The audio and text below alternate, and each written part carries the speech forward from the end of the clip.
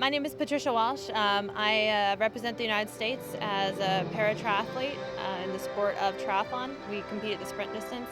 I have the world record for fastest blind and low vision Ironman distance triathlon. I was a long-time marathoner. This past year, I won Para-Triathlete of the Year. I want people to know that my life is fulfilled and happy, and I don't feel like blindness is an affliction necessarily.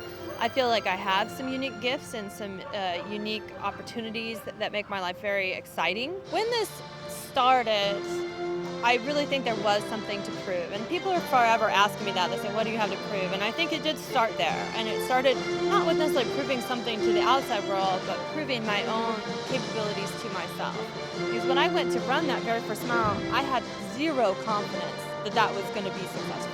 I made a determination that I would rather be a person who risked, a person who was willing to fail gracefully, than a person who was not going to make the attempt. So with each incremental victory, I built up my own self-esteem. So the first time I ran a full mile successfully, that was a huge success to me and a real personal victory. When I was younger, when I was maybe 21 years old, my dad started having a lot of health problems, a couple strokes and a heart attack. And I realized I was really following in his footsteps in ways that are not going to pay off in any positive way for me. So I started to run, and every one of my friends, every one of my families, they kind of were hoping this would be a passing phase and hoping that this would not, because they didn't think it was safe for me to be out running. So the first time I did it, I ran a mile, and I was really excited that nothing really bad had happened. I had had a couple bruises, I'd fallen a couple times, but I had a hard time figuring out how to get back home.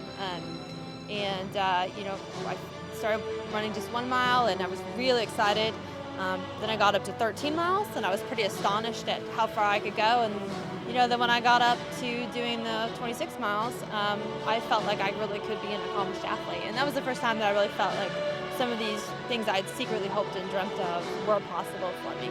I think I've passed that moment in time where I'm proving to myself my own capabilities and more on a path of excitement about what's possible.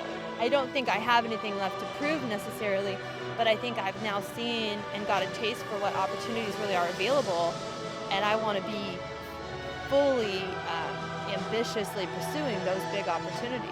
I mean, the idea of going to Paralympics, to me, the idea that I will in my lifetime represent my country 4 years ago was inconceivable, and today, I believe that is my future 3 years from now.